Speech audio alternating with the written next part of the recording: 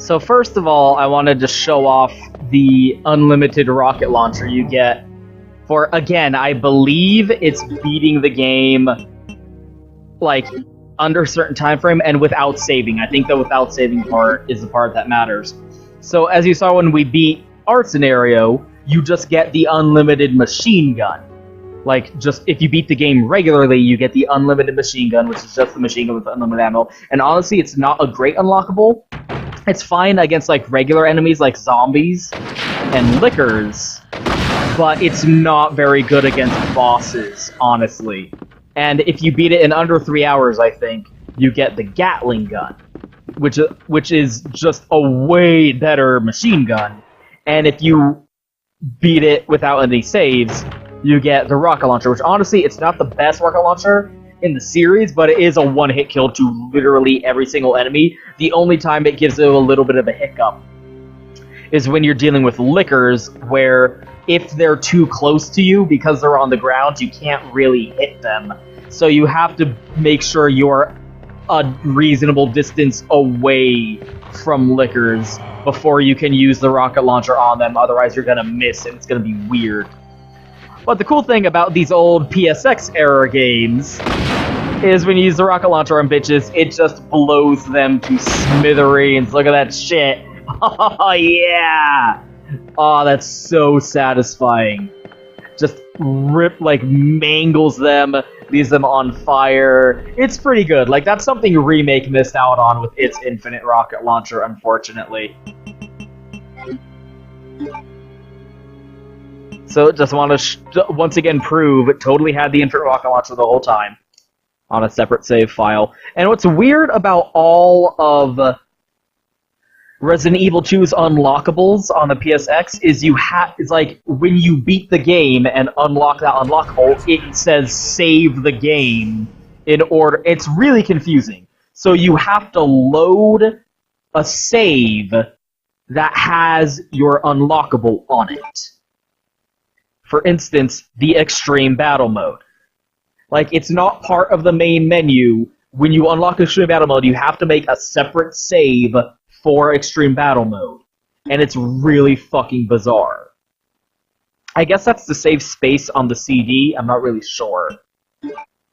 So, the cool thing about Extreme Battle Mode is it's just a weird little arcadey sequence. Like, you can see the slow evolution of what would become mercenaries from this. But the substantial thing about Extreme Battle Mode is you can play as Leon, Claire, Ada, or you can unlock Chris fucking Redfield, which is awesome. Like, Chris Redfield is actually in Resident Evil 2. And the cool thing about Chris Redfield in this mode is he was completely made for this mode. They didn't take the model from Resident Evil 1. They didn't take the way Chris operated and looked in Resident Evil 1 and just put... They aren't reusing that asset. They're not reusing that rig. They completely made a brand new Chris model from scratch for Resident Evil 2. And what's also interesting is he has special attributes that other characters do not have. Yeah, all this is like a fun little arcadey sequence. Mostly it's prioritized on being a time attack kind of mode. And again, this kind of mode would eventually evolve into becoming the Mercenaries by the time we got to Resident Evil 4. So okay, for these extra game modes, I'm gonna go ahead and pop unlimited ammo on because I don't give a shit. I just want to get through it and show it off. I think I fucked that up. No. I just want to get through these modes. So Chris has his Beretta, the Stars Beretta from Resident Evil 1. He has the upgraded shotgun. And he starts out with the rocket launcher with only like 2 rockets in it, so like you never want to use that rocket launcher, but because I've got unlimited ammo, we effectively have the unlimited rocket launcher with Chris for this mode. And again, as you can see, I want to drop that Beretta too. Although, I guess, like, if you haven't played the original game on the PSX, you wouldn't have a point of comparison, but this is observably a different model compared to the PSX, the original PlayStation 1 model. For one thing, his vest is noticeably brighter. Like, the whole model pops a lot more. It's a lot brighter. And more colorful. And on his back, you'll see he has the Made in Heaven Angel Girl from the Queen album. Just like Claire. So he embroidered Made in Heaven onto his Stars jacket, just like Claire has, which is pretty funny. Made in Heaven, of course, is a reference to Queen. I think. It's a reference to some band, I'm pretty sure it's Queen. Made in Heaven. Here's some information about Made in Heaven. Yeah, Queen. And then in Code Veronica, Claire instead has a jacket that says Let Me Die, which is also a Korean album, so like that's just their thing, I guess. But the other cool thing about Chris that you can tell he's completely unique compared to other characters that are just different rigs, which is just the same rig with a different model on it, is you can tell that Chris has his own unique attributes because he's Chris, compared to Leon and even Hunk. Oh, there we go. Excuse me. Nope. And the biggest thing about that is we're using the same shotgun that Leon had in his game, which I made a point to show you. When Leon used it, it created a significant amount of recoil for Leon. That, like, blasted him back across the hall, so he had to, like, adjust his handling. But as you might already be able to see, Chris does not have that problem. Chris does not have any recoil. Well, he has some recoil, but he doesn't have the excessive amount of recoil that Leon did. I might put a little clip from Leon's game up as a point of comparison.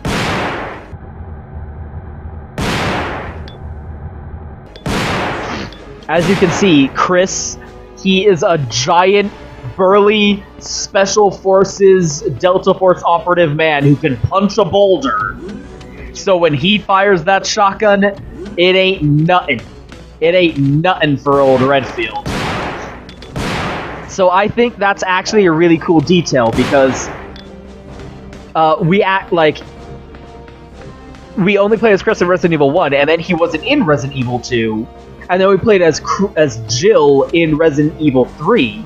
So we saw that, like, what Jill did and how she improved in her, like, war on the BOW threat through her experiences in Resident Evil 3 surviving in Raccoon City.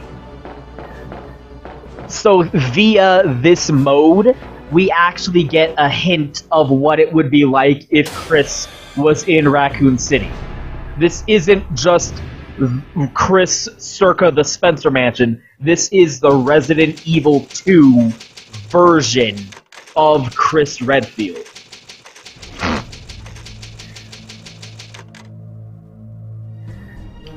Like, again, it's a Sonic thing. The characters do gradually increase in their combative capabilities throughout the series to become more effective in their war against bioterrorism, which is why the game slowly became more action-oriented instead of survival horror. Which is, again, not why I hated Resident Evil 6. I hated Resident Evil 6 because it was a piece of shit, not because it was an action game. The fact that Resident Evil became an action series is fine. I'm okay with that. It makes sense that these characters would eventually evolve to that point after having fought BOWs like this for that long. It's not the idea, it's the implementation of it. It just took itself way too fucking seriously.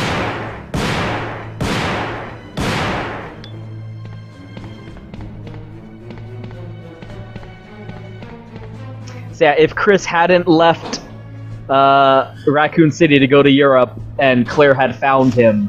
Oop. This is what Chris would have been capable of doing, apparently. Which is also pretty funny. Because I talked about how, in the original Resident Evil, the idea was more of a... like a power fantasy, where you're playing as the big, badass Special Forces operative, and only they are capable of dealing with this, like, biological threat. And how, like, Resident Evil 7 is sort of an answer to the modern convention of self-insert fantasy of having just the normal everyday civilian being who doesn't have any experience or combat training thrown into that same situation, and they suck ass at it. Now look at our boy Chris in the Not a Hero DLC. Look at what a badass he is after 2 decades of fighting fucking BOWs. Like, he started out, like, game 1, Chris was more effective than Ethan.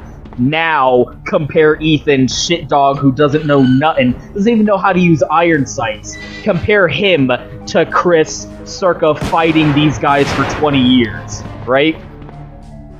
But, like the original game was survival horror, like, an adaptation of Sweet Home. But even with RE2, Resident Evil 2, we started to see the series start to evolve to a more action-oriented format. Instead of strictly, like, closed-in environment survival horror, it was already starting to become more action-oriented with this game. Because, again, throughout the game, you get so much fucking ammo. You are so capable. You can kill every enemy you encounter throughout the game and have ammo to spare. Like, you're not going to have that issue that was the foundation of the original Resident Evil, where you could run out of ammo and find yourself defenseless. I mean, unless you, A, really suck at the game, or very early on, that can be a problem. Like, if it's your first time playing it, and you don't know what you're doing, then yeah, like, the threat of running out of ammunition can be a problem. Again, that's what the horror of the original Resident Evil games being survival horror has always been based around. It's been based around resource management. You have this much inventory space, you have to sacrifice inventory space that you could be using to hold items or weapons or ammo, and instead allocate that inventory space to hold puzzle items. And these puzzle items you need to unlock doors take up a space, so now you do not have the space for that extra ammo or that extra healing item. And the fear, especially, and with the limited saves of the ink ribbon, the fear is, oh shit, I might not have the ammo to deal with a threat. I might not have the healing item to, like, rejuvenate after getting blasted,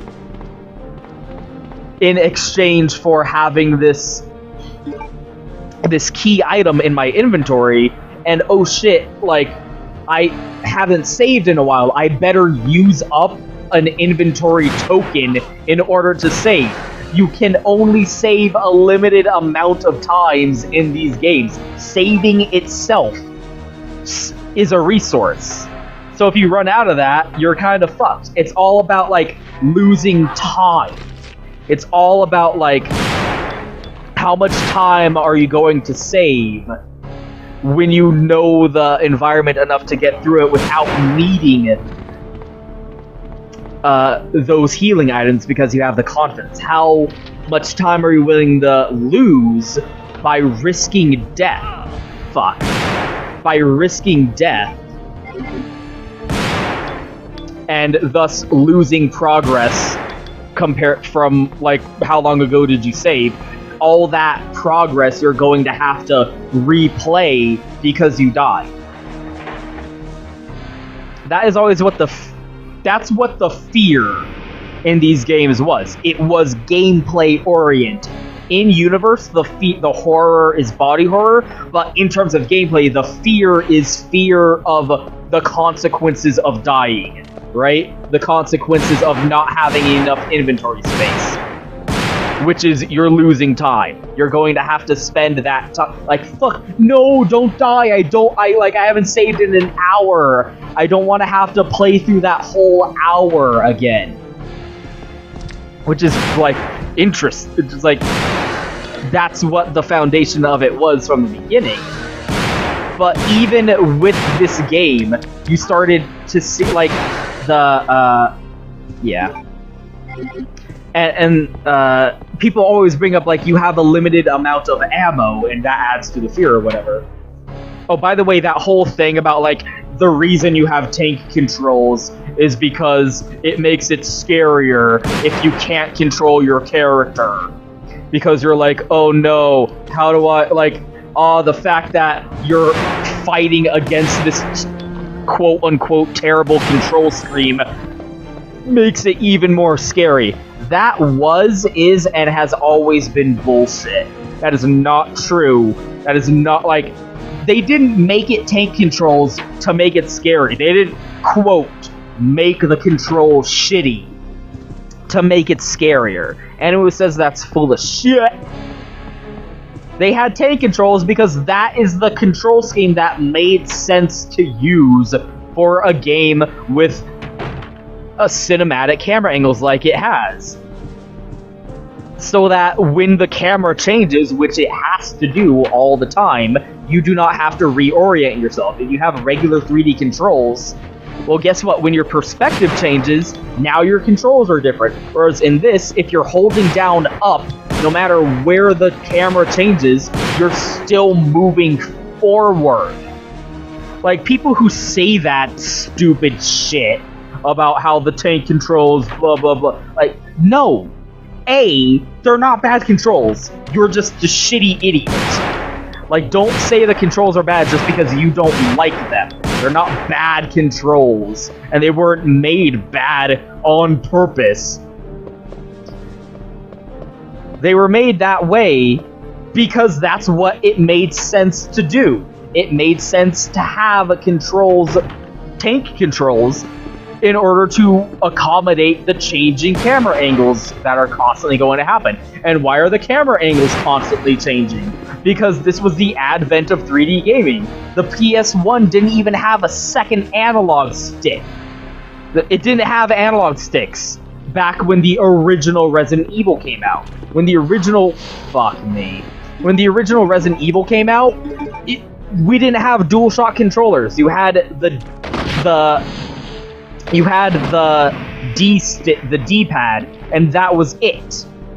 Those were your controls. You had the D-pad. And you certainly didn't have control over the camera with a second analog stick. Or extra C buttons to tell Lakitu what to do. So, you're making a 3D game. What do you do about the camera? It made sense, considering the era, to have the camera be uncontrollable. But that would lead to frustration of, oh, I can't control the camera. Like, how am I gonna see where I want to go? So, they had the camera, like, set up pre-oriented in certain angles to show off the parts of the room that you needed to be able to see if you were standing in that location. And when you crossed a certain threshold, the camera would change to show you a different angle, to show you what you needed to see. Like, it was a decision made out of necessity of the limitations of the technology of the era. Again, it's this weird modern perspective that people had where they think that these were that they quote-unquote made it shitty on purpose. No, they just didn't have the tools that we have today. So they had to work with what they had. And what they had was, Like, they've never made 3D games before. How are you going to make the 3D game? Well, we got to have this camera. How are you going to make the camera? Have it set up in cinematic camera angles. Well, that's going to make controls feel really weird. Make them be tank controls, so pushing up makes you go forward. Get used to it or don't play. It's not bad controls. Just get used to them. It's not a big fucking deal, people. But, again, that is why Resident Evil 7 was put in a first-person perspective. Now, both because Amnesia and Outlast and all that, but you can't really do... I mean, unless you're doing remake, you're remaking the game that did that, you have to do it. I refuse to accept Remake 2 not having cinematic camera angles like this. Like, you're emulating this old game that did this style, so you have to do it in that style. I'm just saying.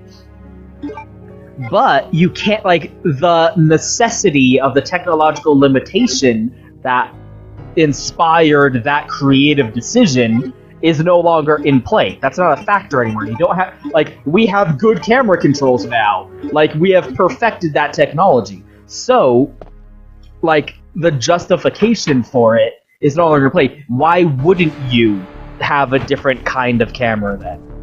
Oh, good lord. Yeah, welcome to Extreme Battle Mode! Yeah! Thankfully, we have the rocket launcher. Extreme Battle! How does Chris deal with Mr. X? He just fires a rocket launcher at that motherfucker and instantly kills him. Great. Okay, let's finish sweeping the upstairs before moving down. I don't remember where the bombs are. I don't know if they're randomized. It's weird. Extreme Battle Mode's weird.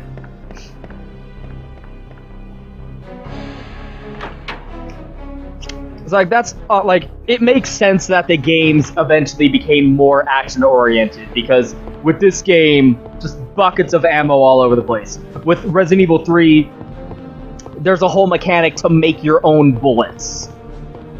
Like, of course the games and the characters are becoming more effective at dealing with the bioterrorism, at dealing with BOWs and zombies and whatnot. It only makes sense to, in future games, make them more action-oriented and make them action horror games. It was an understandable necessity of the evolution of the franchise. The natural evolution of the franchise. And you saw it early with this Extreme Battle Mode, which is pretty fun, but, like, it's not really the only reason I forced myself to go through this mode was so I could unlock Chris to show him off, because the fact that Chris is in this game is really fucking cool.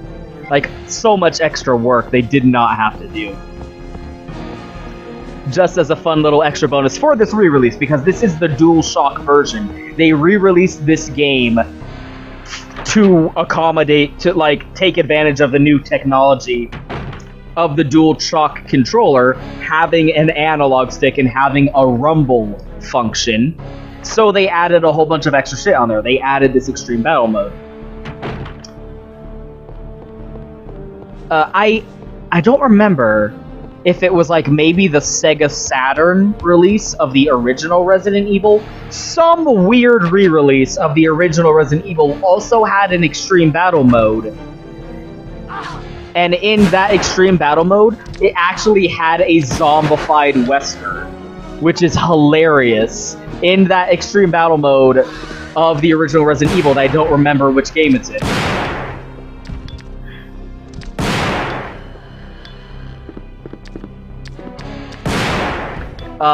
Like, there's a zombified Wesker wandering around in the basement somewhere, which is great. Talk about a decision they made before realizing what they would do with the rest of the games, right?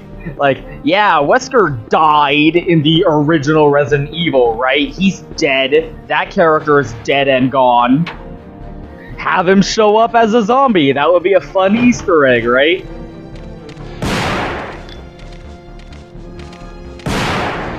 But anyway, like, after Resident Evil 6, and they're like, okay, let's take Resident Evil back to its roots. Let's have it be a survival horror game again. Well, how are you gonna have a modern survival horror game? You can't do the fixed camera angle thing again.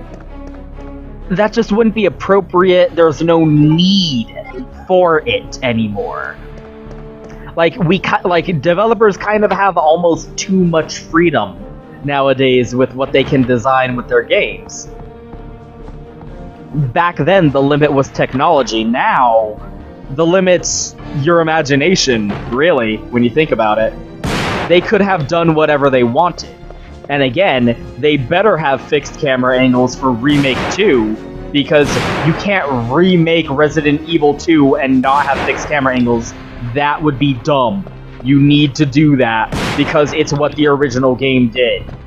It will be annoying if they remake Resident Evil 2 and have it be an over-the-shoulder Resident Evil 4 style camera, or, God forbid, a first-person camera in the style of Resident Evil 7. It worked for Resident Evil 7. Don't do it to Resident Evil 2. Do not do this. Do not do this terrible thing. Man, I forget where these bombs are. But if you're gonna, like, make a modern Resident Evil game and have it be survival horror, which, why not? Why wouldn't you, really? I got poisoned. What would the naturally, what would you do? Have it set in first person. That's actually kind of ingenious, because when you think about it, third-person games give you this omnidirectional sense of control. Like, you are able to see things all around you and behind you and everywhere, because you're seeing the world from a third-dimensional perspective. The third-person shooter is like the most empowering perspective you can have for a camera in a game, because you can see things that a normal person would not be able to. A normal person can't see, like, behind them without turning around. So it makes a lot of sense to go with a first-person perspective, because a first-person perspective limits your POV in the same way that cinematic camera angles do.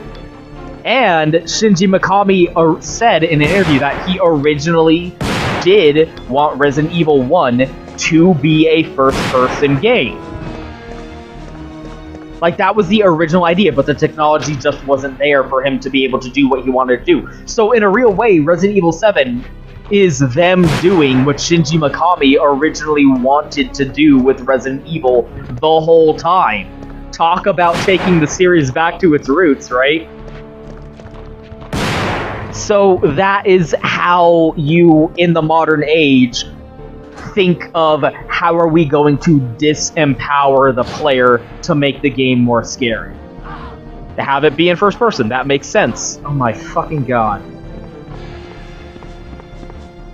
Why am I even here? No, stop. They're not gonna kill you, but it's annoying.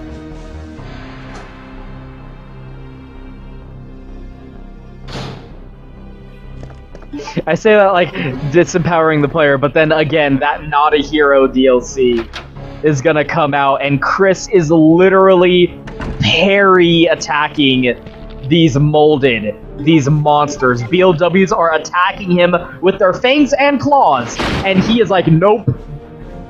Like Street Fighter 3rd striking that shit out of the air. That's awesome. I'm so looking forward to that shit. And all like fucking Resident Evil 6 was so bad. Like, you can have a more like low-key horror atmospheric oriented Resident Evil game that's capable of big action thrills. That's what Revelations 2 did. Revelations 2 was a smaller, low-key, atmospheric, horror-oriented Resident Evil game that had like a full operating third-person perspective camera angle. Like, it was basically Resident Evil 6's camera and control scheme, but it was more toned down. Like, that's what I point to. Like, Resident Evil 6 didn't have to be bad. The reason Resident Evil 6 is bad isn't necessarily because of the gameplay. It was because they just fucked it up. You know, like, look at Revelations 2. Man, the Resident Evil series has so much freedom right now. Like, the future is so bright for the Resident Evil franchise when you think about it. Because you have Resident Evil 7, which pioneered a new method of how you can do this more like low-key survival horror version of Resident Evil that's closer to what the original games were like without directly emulating them. You have the Revelations games, which are in that lovely sweet spot of still being low-key action capable of still being action capable, but also being low-key experiences that can preserve this, like, the strength, the horror strengths of the franchise. And you can have remakes. They're remaking Resident Evil 2. And you can go ahead and remake, why not go ahead and remake Resident Evil 3 also? I feel like remaking Resident Evil 3 is a natural idea to go with after remaking Resident Evil 2. Why not? That's 3 different things that the Resident Evil series can do. You can make Resident Evil 8 also a first-person style of game, because why wouldn't it be? Like, why change it up so quickly? You gotta have at least 3 games. Yeah, it did Resident Evil 7, so Resident Evil 8 and 9 also need to be first-person disempowerment survival horror games. At minimum. Right, you can't switch it up that quickly. Then you can go with you can have Revelations 3. I would be really interested in a Revelations 3.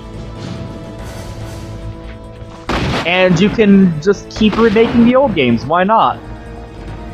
You're remaking Resident Evil 2 right now. You could remake Resident Evil 3. Why not? Hell, you could even remake Resident Evil Code Veronica if you really wanted to. Like, why not?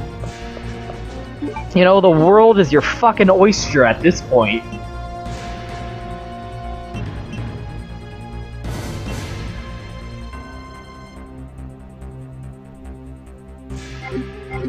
Where the fuck is the last bomb? I don't like this mode. Again, the only reason I forced myself to go through it was to unlock Chris, to show off Chris. And now I'm like, I'm done. Like, I don't wanna, I'm finished with this mode. Where's the last bomb so I can finish this? This is not, like, that was also a really cool thing, is Resident Evil 1, again, they really wanted to have, like, replayability with different endings, depending on your performance, right? Whereas Resident Evil 2 had, like, different scenarios that you could go through, and it had all these extra game modes in it as well to add to the replay value. Was not only in the main game, but they added other, like, fun, like, non-story gameplay modes, like Extreme Battle here, and the other mode that we're going to show off, in order to add replayability to the game also. And of the two, I definitely prefer the other one. I definitely prefer the other... fuck this. Extra game mode that you unlock more than this one. Just because I always prefer a little bit more context. Actually, when you think about it, Extreme Battle Mode here kind of turned into Assignment Ada also. Or more like the first one. Man! Anyway. Where the fuck is the last bomb? God damn it.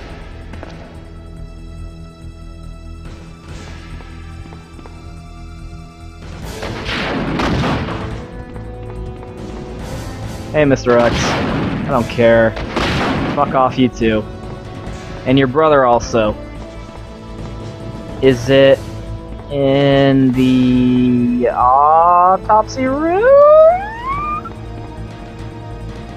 Like, the bomb locations are semi-randomized each time. I'm not big on it, frankly. Nope, not in here.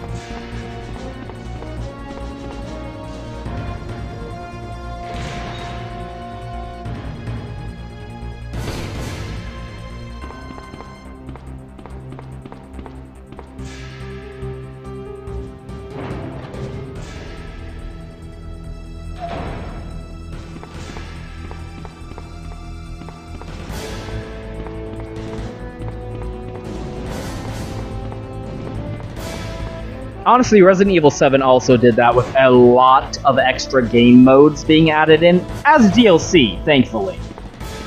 So if you don't want them, you can just not get that DLC, which I didn't. None of the extra game modes that were added in Resident Evil 7's DLC interest me, really. I mean, I'm definitely interested in Not a Hero, and I might be interested in Zoe's End, because it's story DLC. That's what I like. I like story.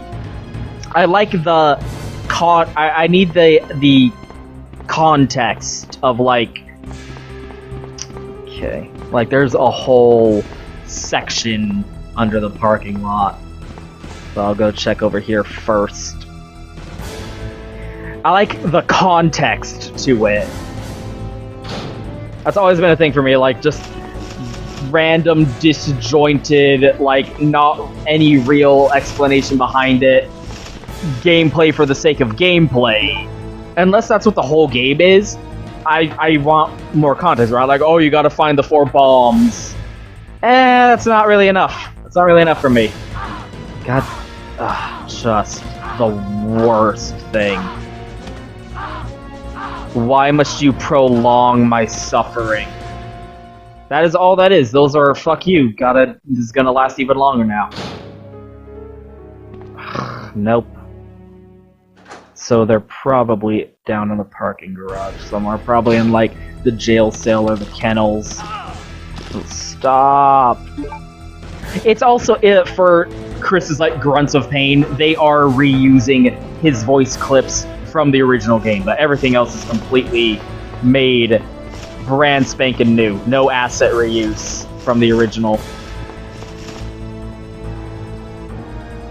That's another funny thing is, like, again, the idea of originally you're playing as these special operatives for a power fantasy thing, but then you get to Resident Evil 2, and the original, like, prototype for Resident Evil 2 was Resident Evil 1.5, where you're playing as Leon, who's just a regular cop, and cops are pretty capable dudes, but you're not a super cool, badass motherfucker military homeboy. Like, you're just a regular cop, and you're dealing with the City of the Dead scenario. And then the other character was Elza Walker, who's just a college student. Like, she's just a biker girl who's coming home from college, who has no military training or survival training whatsoever. So Resident Evil 2 was gonna be the first one to bust out with, like, yeah, you're just the regular everyday Joe. But then they changed it, so now you're playing as Claire Redfield instead. I'll go check the jail cells first. You're playing as Claire Redfield instead, who is still just a regular civilian, but it said, like, she has survival training. Like, she's been giving some military-grade training from her brother, who has extensive military background. So that's more than nothing, right? It's funny that they were trying, like the idea was have Elza Walker, who's just a little nobody, fresh-faced character with no survival experience whatsoever. But then they rolled back on that, and there it is, fucking Christ. And it took them until Resident Evil 7 to have a character who was just a completely normal, average, everyday schmo. Which is probably a good thing, because it would have made less sense considering how much more action-oriented Resident Evil 2 ended up being. It wouldn't have made sense to have just a normal college student Elza Walker running around being capable of the same feats that Claire Redfield can do. You can believe Claire Redfield is capable of some shit because she's motherfucking Claire Redfield. God damn it. Right? Enough said. That's also funny because Claire has such a high body count. In, like, Code Veronica, when she goes to Umbrella headquarters, she actually kills, like, human people. Like, of the entire cast, Claire Redfield has the highest regular person human body count. And yet she's the one who's like, nah, I'm not gonna join the BSA, I'm not gonna be a soldier in the war on bioterror, I'm gonna help out in my own way, right? Like, I'm just gonna be a normal civilian. And yet, arguably, she's the most badass fucking protagonist that there has been, considering, like, in terms of sheer feats.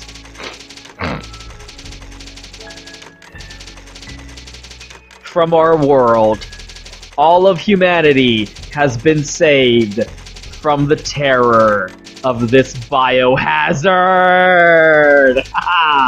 Biohazard! Stories will be told for generations to come about your great achievements of single-handedly overcoming all adversity. Congratulations! Congratulations! Hero! Exclamation point! Exclamation point!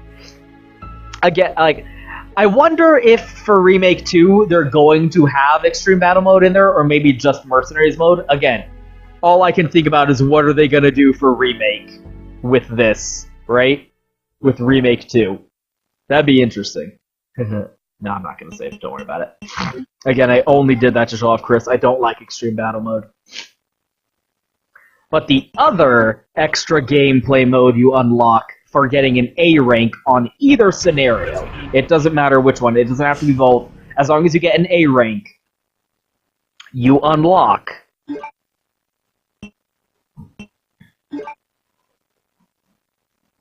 the fourth survivor. Aw, yeah. This is a big one.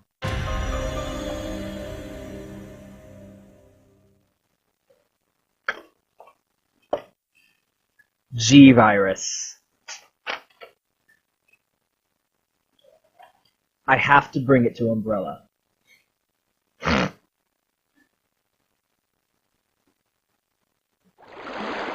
So apparently one of the Umbrella homeboys who raided Birkin's lab survived after getting his shit rocked by G.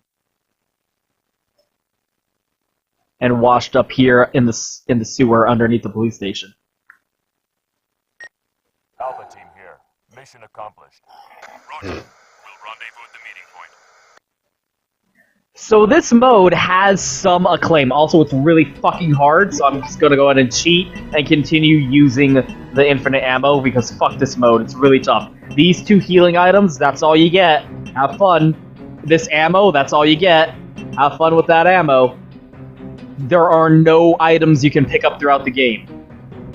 A purple object in a gel-like state. We are playing as Hunk. Yeah! This is like, in terms of like the fan base, Hunk is one of the most popular characters in the entire franchise, hilariously enough. But I mean, that makes sense. For one, like, A, it's called the Fourth Survivor because Claire, Leon, and Sherry made it out, but one more person made it out too. One of the Umbrella operatives who raided Birkin's lab, he also made it out. And he brought the G virus to Umbrella, dun dun dun. But you're playing as a bad guy. Hunk is a bad guy. He works for Umbrella. He's one of their special operatives units. And he, like, does the dirty work.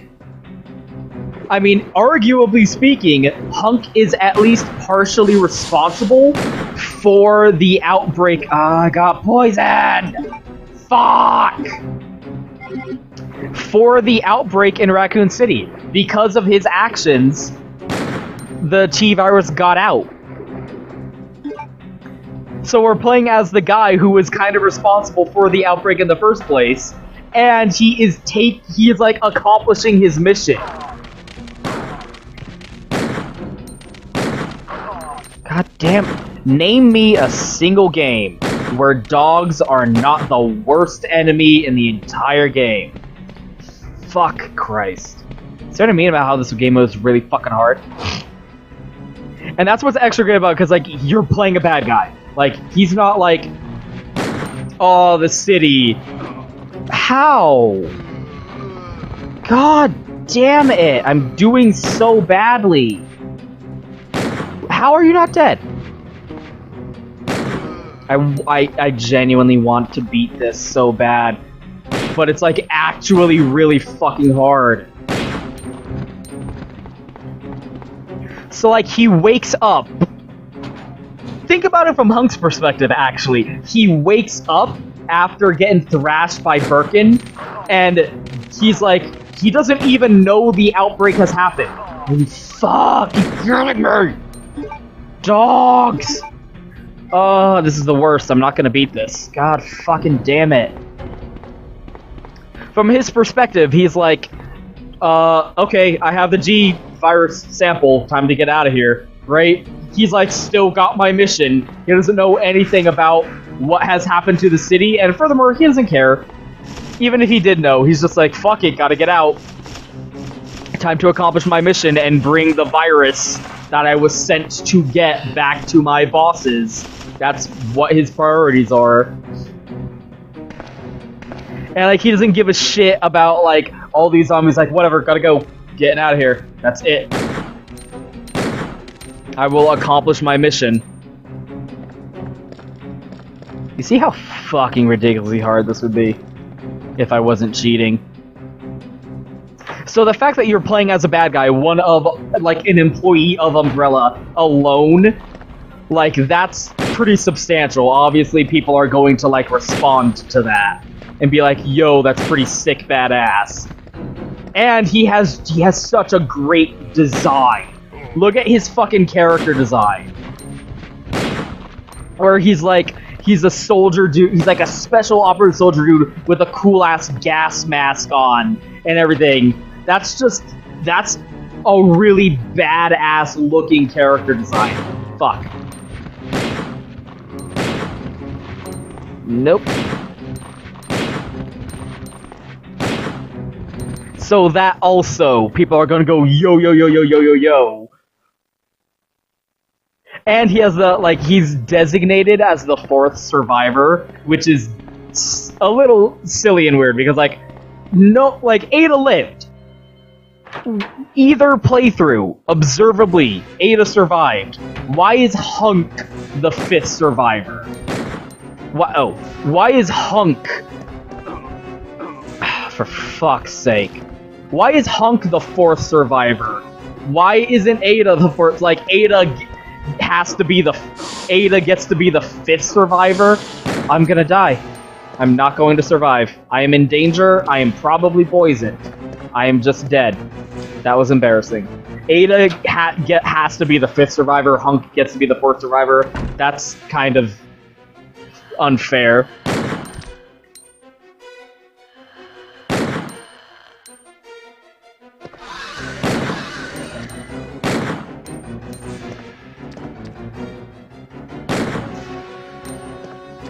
I'm gonna die.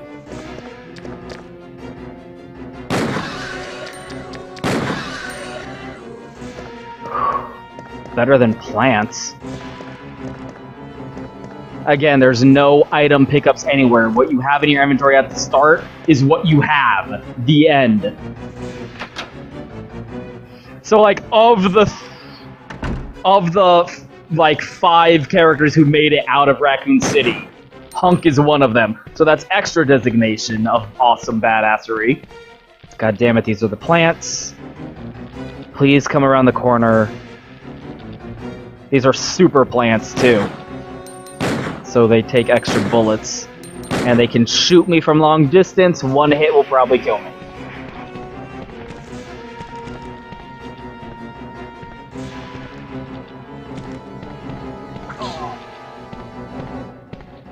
So, cool character design, you're playing as the bad guy, he was the 4th survivor.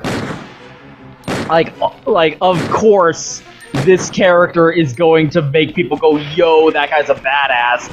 But I still think that's pretty funny how he became such a popular character in the Resident Evil fan community, because this is the only game he's ever in. Hunk never shows up in any game. He is in this extra...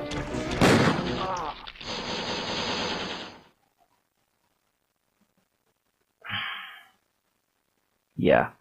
He was in this one extra game mode, and that's it. And you never see him again in the entire franchise. He was in this one game that came out 10 years ago, and that's it. Sometimes he'll show back up as, like, a cameo in, like, Mercenaries mode or something, but he's never been in the story of a game again. And this is story content, because Hunk made it out with the G-Virus. He makes it to that helicopter pad and hands the G-Virus over to Umbrella. Umbrella has the G-Virus. Ada made it out and gave her sample of the G-Virus to her employers. Everyone's got the G-Virus. That's hilarious to me. We've never seen the G-Virus again, but the G-Virus still exists out there in the wild. Probably being iterated upon in some way. I think the game crashed, too. That was such bullshit. I walked into the room, and there was literally nothing I could do. I immediately died walking into the room. I was hopeless and helpless. Force Survivor's really fucking hard. Yeah, I was cheating, and I still couldn't do it. So, once again, I wonder what they're going to do with the Remake 2 with the Force Survivor. They have to. They have to have the 4th survivor in Remake 2. Oh my gosh, it's going to be exciting. But anyway. So I couldn't beat it, sorry. But that's all the extra content in Resident Evil 2. Oh, I guess I could show off the costumes, but I don't want to. That's Resident Evil 2, everyone.